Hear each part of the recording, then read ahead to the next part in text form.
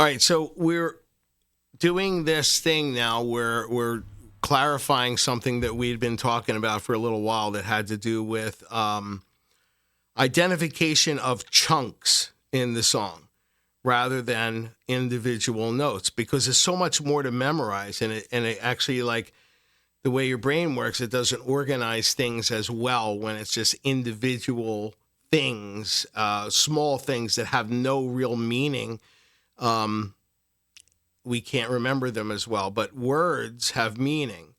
Letters themselves are just the things that make the word. So the analogy here is that think of the notes in the song as letters that spell words. But instead of memorizing the letters, we're memorizing the words, which is how it's done anyway. The example I use would be like, just think of a sentence and imagine if you just took all of the letters in that sentence and you just had them back to back, and your job is memorize A, L, F, and you just like keep going and going. That would be an impossible task.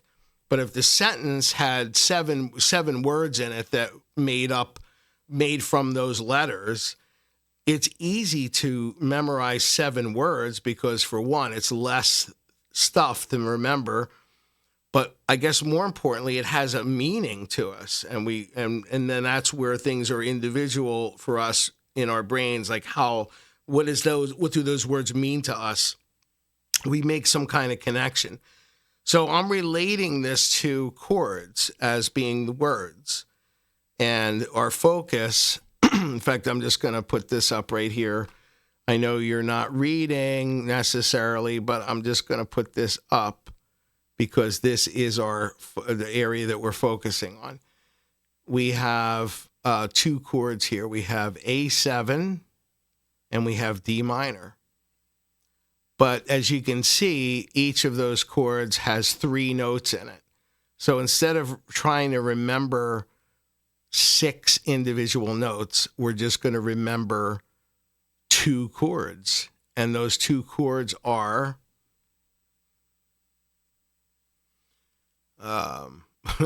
okay, right. This one. That's the A7, right? And it's comprised of 3 letters, A, G, E, G, and A. I want you to connect that with what you're seeing on the page. So right here, where's my cursor? Here.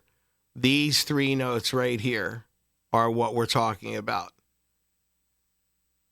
Now, if you look on your screen there, you're going to see a series of numbers and letters. And what that is representative of is the pattern that you're playing. So we see 3 notes in a row, right? We have E, G, and A. Those make up the A7 chord. And then we talk about arpeggiating the chord. And, what exactly does that mean? That's where you're individualizing the notes in the chord. And most of the time, if you tell somebody, okay, now play that chord, and now I'll play it as an arpeggio, they would go, or something like that, 1, 2, 3, 1, 2, 3, 1, 2, 3. But take a look at those numbers. It's 2, 3, 1. 2, 3, 1, and then 1, 2, 3. Or, 2, 3, 1, and then 2, 3. 2, 3, 1, 2, 3. But I prefer to think of it more as middle, high, low, middle, high. If you could remember that sequence, middle, high, low, middle, high, it will help you. And I also, as part of the process of you memorizing the notes in the chord, I want you to play the chord as a unit, like 3 notes at the same time. And you memorize that as an A7 chord. And then try it as the arpeggio. Middle, high, low, middle, high. And then our next chord is the D minor, which is right here.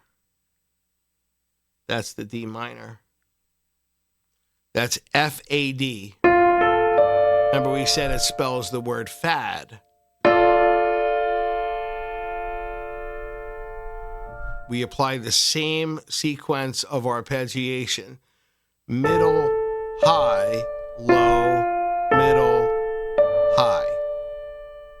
Now, before you move on to anything else, I want you to memorize the two chords now together. We have A7,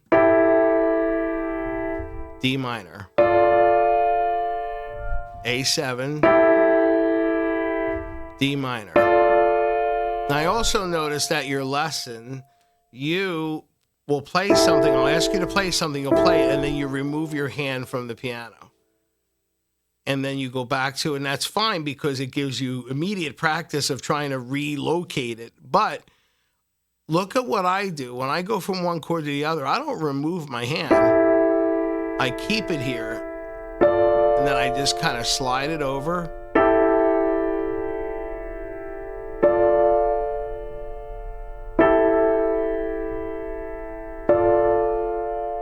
Okay, now, once you have those two chords memorized as a unit, now let's apply the arpeggio pattern.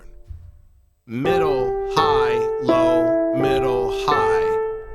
Middle, high, low, middle, high. Middle, high, low, middle, high. Middle, high, low, middle, high. Now let's try with the sustain pedal.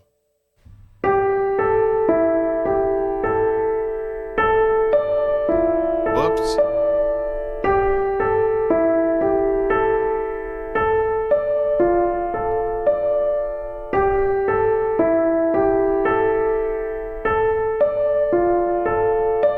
Okay, so now that that's taken care of, assuming that you have that taken care of, now we add the melody notes, and that's the E right here and the F right here. All right, so it's just like, think of it as like you're stepping away from the chord for a second. So you have.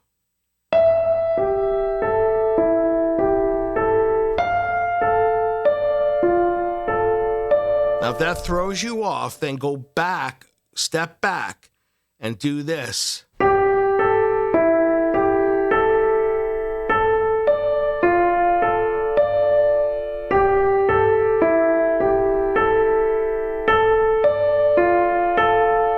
And then once you feel confident that you have refreshed your memory, then you add the E and the F. So you have.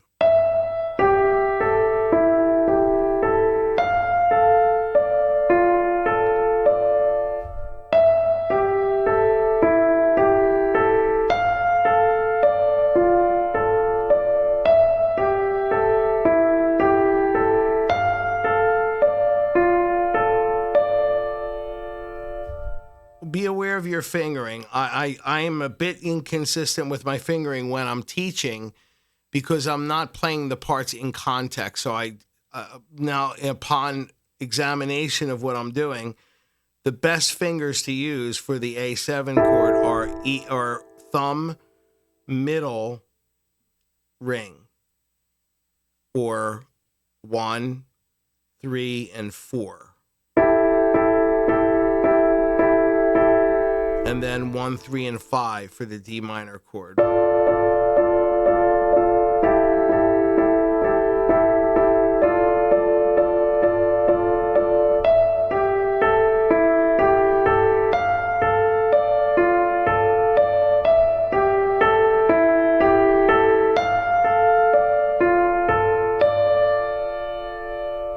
Then if you're feeling really good about where you are, you're going to add those left-hand notes here. C sharp, which is already basically indicated with the letter, C here, the C sharp. And then this is a D. And we know that this is a D note because the objective is to play the root of the chord. This is a D minor chord, therefore the bass note's going to be a D. So that would sound like this.